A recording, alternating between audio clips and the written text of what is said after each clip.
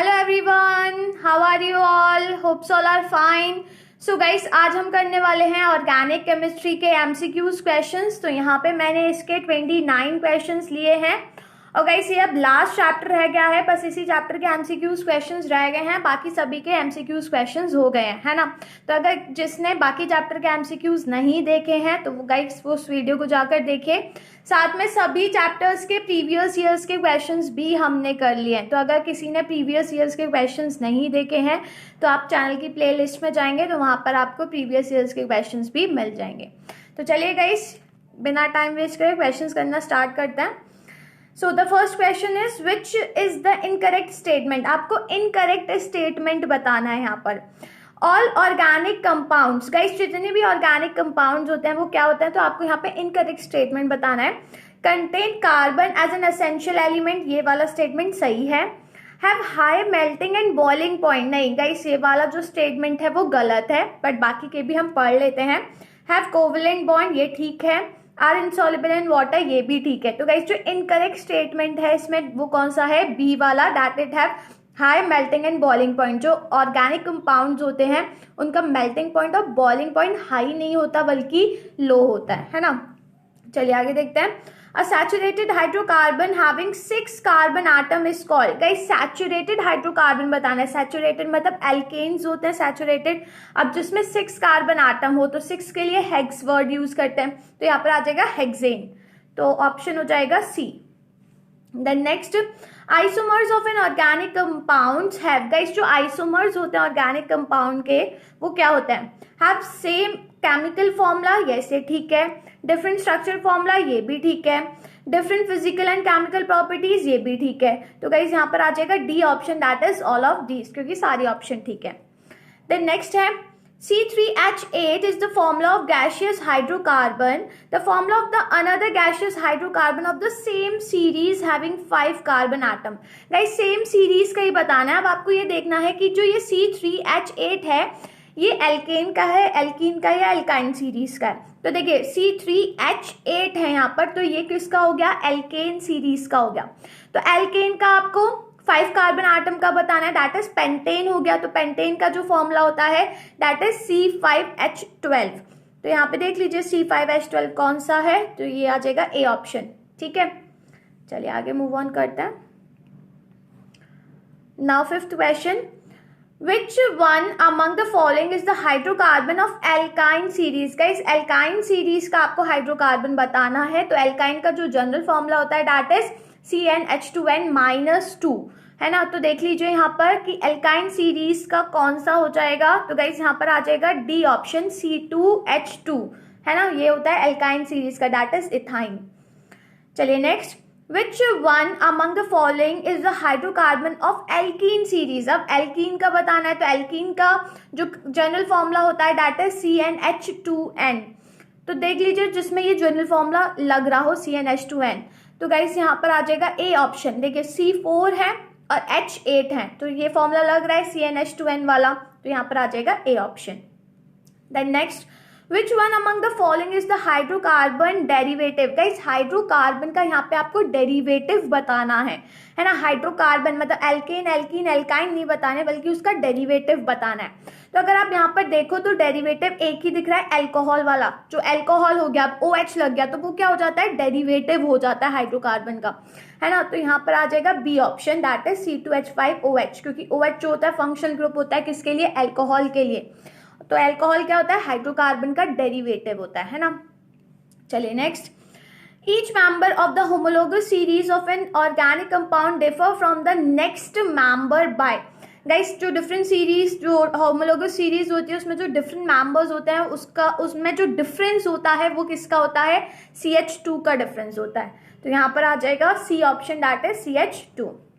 Then which is not a member of alkanol series. Guys alkanol series का member नहीं है. एल्केनॉल मतलब alcohol वाला जो सीरीज होती है उसका मेंबर नहीं होना चाहिए. तो देख लीजिए जिसमें OH लग रहा है लास्ट में, मतलब फंक्शनल ग्रुप OH है तो वो तो अल्कोहल है, और अगर OH नहीं है तो वो अल्कोहल नहीं है.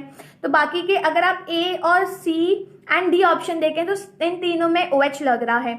जो B ऑप्शन है इसमें CHO लग रहा है. CHO होता है एल्डिहाइड के लिए, तो यहाँ पर आ जाएगा B option. Then which is not the member of alkanoid acid series, alkanoid acid मतलब जो एसिड वाला सीरीज होता है उसका मेंबर ना हो। अब गाइस जो एसिड होते हैं उसमें COOH as a functional group present होता है, तो यहाँ पे बोल रहा है नॉट द मेंबर, मेंबर नहीं होना चाहिए। तो देखिए यहाँ पर ऑप्शन आ जाएगा सी, क्योंकि इसमें अगेन CHO है और CHO होता है एल्डिहाइड के लिए। बाकी सब में आप देख सकते हो COOH, COOH और COOH प्रेजेंट है, दैट मीन्स ये तीनों एसिड है। पर जो सी वाला ऑप्शन है वो एसिड नहीं है, वो क्या हो गया, एल्डिहाइड हो गया, है ना। चलिए आगे मूव ऑन करते हैं। Now 11th question, which one is the formula of methanol. Guys methanol का फॉर्मूला बताना है आपको। अब मीथ वर्ड हम तब यूज करते हैं जब 1 कार्बन एटम होता है, और यहाँ पे लिखा है मीथेनॉल, ऑल लग गया, और ऑल किसके लिए सफिक्स यूज करा जाता है, फॉर एल्कोहल, है ना। तो जो मीथेनॉल हो जाएगा उसका फॉर्मूला क्या होगा, CH3OH। तो देख लीजिए CH3OH, that is D option. Then which one is the formula of propanoic acid. Guys prop word use होता है तब जब 3 कार्बन एटम्स होते हैं और ओइक एसिड है, मतलब एसिड है, तो एसिड के लिए फंक्शनल ग्रुप क्या हो गया, COOH। तो वो देख लीजिए कंपाउंड जिसमें 3 कार्बन एटम हो और COOH is a functional group हो। तो सी देखिए ए ऑप्शन नहीं होगा क्योंकि इसमें CHO फंक्शनल ग्रुप है। B option, yes guys B option हो जाएगा, क्योंकि देखिए टोटल अगर हम देखें तो कार्बन एटम इसमें 3 है और COOH as a functional group यहाँ पे प्रेजेंट है, तो ये हो गया प्रोपेनोइक एसिड का फॉर्मूला। चलिए next, which one is the formula of formaldehyde. Guys formaldehyde का बताना है। अब जो फॉर्मल्डिहाइड होता है उसमें एक ही कार्बन एटम होता है, तो फॉर्मल्डिहाइड का और एल्डिहाइड आ गया, दैट मीन्स ये क्या हो गया, एल्डिहाइड फंक्शनल ग्रुप हो गया। तो इसका जो फॉर्मूला होता है दैट इज HCHO, है ना, क्योंकि इसमें CHO that is the functional group of aldehyde और सिर्फ एक ही कार्बन एटम होना चाहिए। तो देख लीजिए किसमें है ये, तो यहाँ पर आ जाएगा A option, that is HCHO, जो कि फॉर्मूला होता है किसका, फॉर्मल्डिहाइड का। क्लियर। चलिए आगे मूव ऑन करते हैं।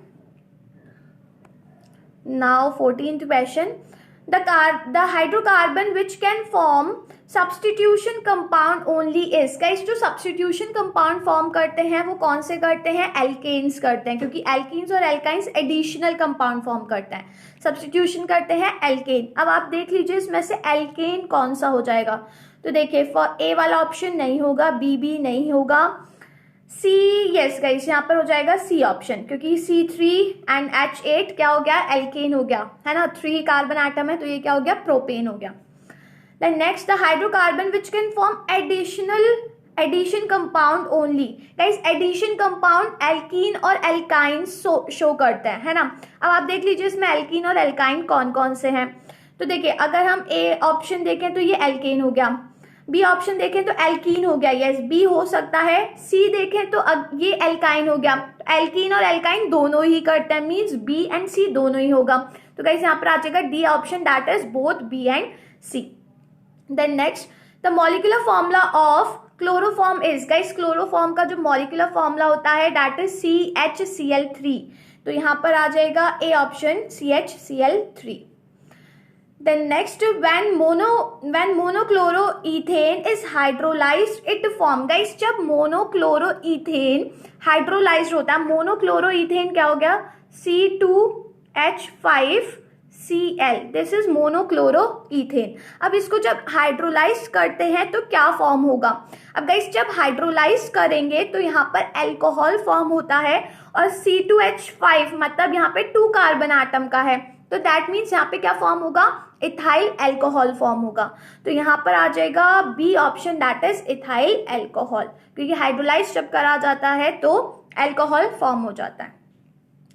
Then next, when the vapors of methanol are passed over heated copper second oxide, the new organic compound form is।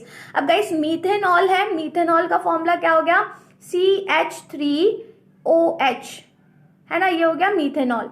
अब गाइस मीथेनॉल को जब पास करते हैं ओवर कॉपर सेकेंड ऑक्साइड में, तो जो नया कंपाउंड फॉर्म होगा वो कौन सा फॉर्म होगा, वो आपको बताना है। अब देखिए मीथेनॉल है तो कार्बन एटम एक ही है, और ऑब्वियसली जो नया कंपाउंड फॉर्म होगा उसमें कार्बन एटम क्या रहेगा, 1 ही रहेगा। जो अल्कोहल होता है, अल्कोहल से क्या फॉर्म होता है, एल्डिहाइड फॉर्म होता है। तो यहाँ पे 1 कार्बन एटम वाला क्या फॉर्म होगा, एल्डिहाइड फॉर्म होगा। अब देख लीजिए 1 कार्बन एटम का एल्डिहाइड क्या हो जाएगा, फॉर्मल्डिहाइड, क्योंकि जो फॉर्मल्डिहाइड होता है वो 1 कार्बन एटम वाला एल्डिहाइड होता है, तो यहाँ पर आ जाएगा फॉर्मल्डिहाइड। चलिए आगे मूव ऑन करते हैं। Now 19th question, When methanol is treated with, guys जब मीथेनॉल को ट्रीट करा जाता है एसिडिफाइड पोटेशियम डाइक्रोमेट के साथ, तो जो अगेन न्यू कंपाउंड फॉर्म होता है वो कौन सा होता है, तो फिर से वही होगा कि जब मीथेनॉल को एसिडिफाइड पोटेशियम डाइक्रोमेट से ट्रीट कर रहे हैं तो अगेन एल्डिहाइड फॉर्म होता है। अब मीथेनॉल 1 कार्बन एटम वाला है तो 1 कार्बन एटम वाला ही एल्डिहाइड फॉर्म होगा, तो अगेन यहाँ पर आंसर क्या आ जाएगा, फॉर्मल्डिहाइड, बी ऑप्शन।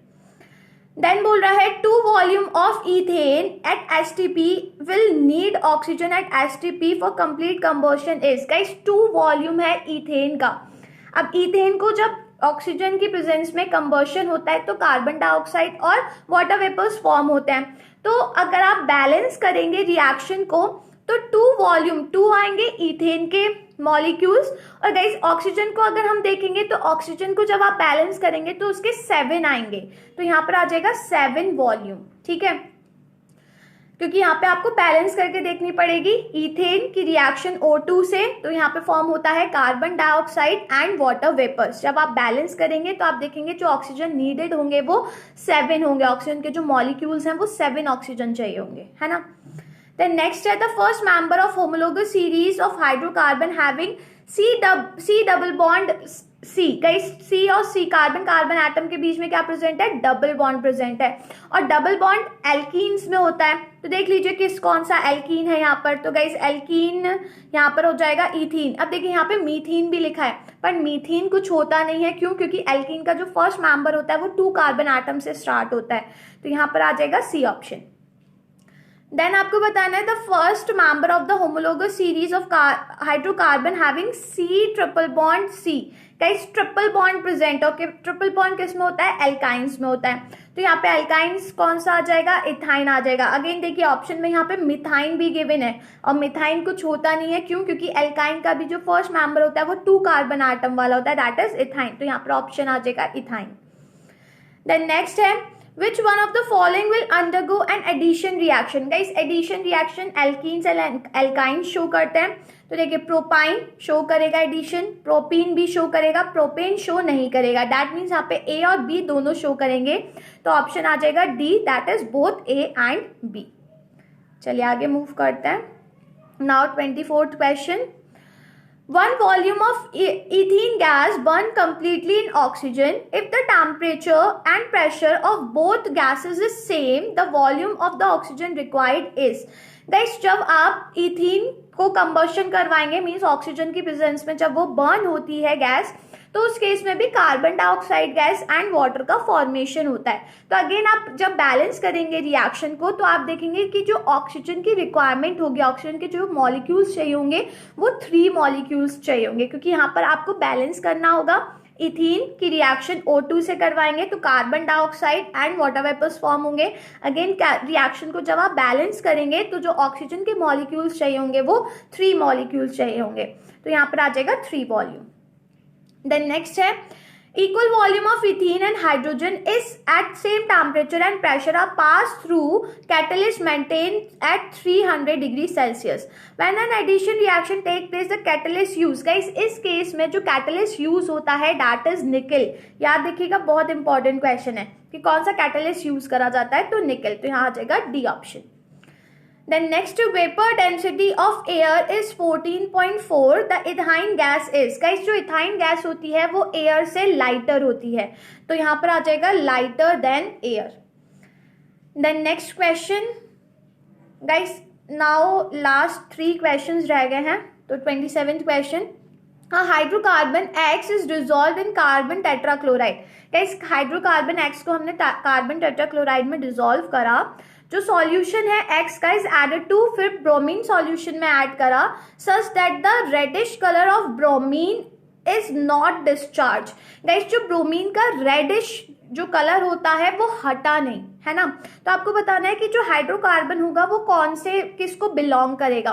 तो जब कलर जो होता है ब्रोमीन का इज नॉट डिस्चार्ज का मतलब क्या हो गया कि जो कलर है वो हट नहीं रहा है। और गाइस जब कलर हटता नहीं है तो देखिए जो एल्केन्स होते हैं उस केस में कोई भी चेंज नहीं होता। दैट मीन्स जो ब्रोमीन का रेडिश कलर रहता है वो रेडिश ही रहता है, हटता नहीं है।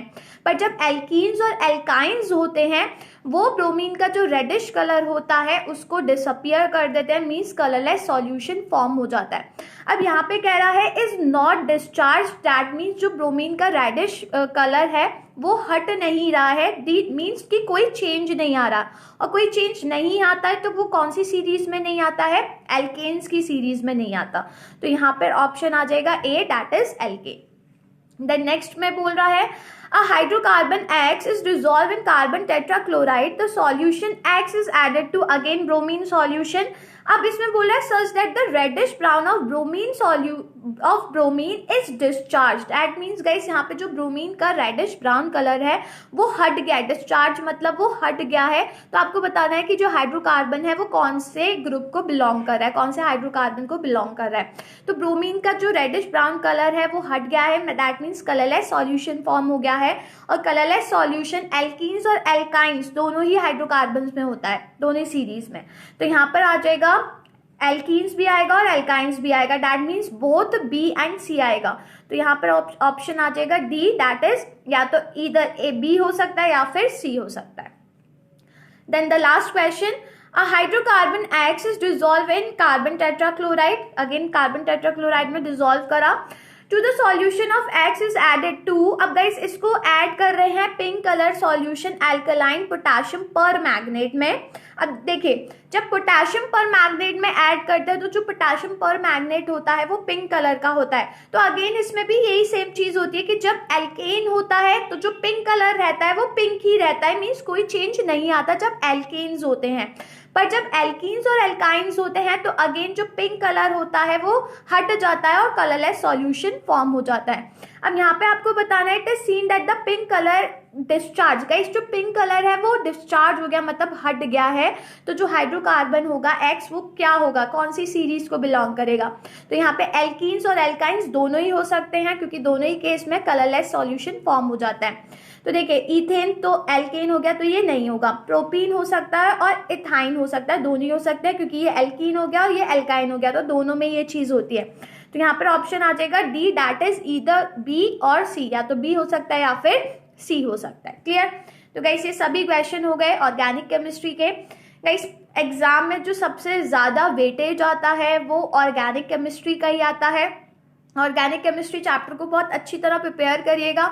उसमें जो IUPAC नेमिंग है, नॉमेनक्लेचर है, स्ट्रक्चर बनाना है, जो स्ट्रक्चर फॉर्मूला लिखते हैं, उन सभी चीज़ों को बहुत अच्छी तरह से प्रिपेयर करिएगा। जो फंक्शनल ग्रुप है, फंक्शनल ग्रुप को याद रखिएगा, सबके सफिक्स याद रखिएगा। जो सीरीज है होमोलोगस सीरीज के जो जनरल फॉर्मूला है उनको याद रखिएगा क्योंकि उस पर भी डायरेक्ट क्वेश्चन पूछ लिया जाता है। क्लियर। तो गाइस अब मैं आपसे मिलती हूँ मेरी नेक्स्ट वीडियो में, तो तब तक के लिए बाय बाय।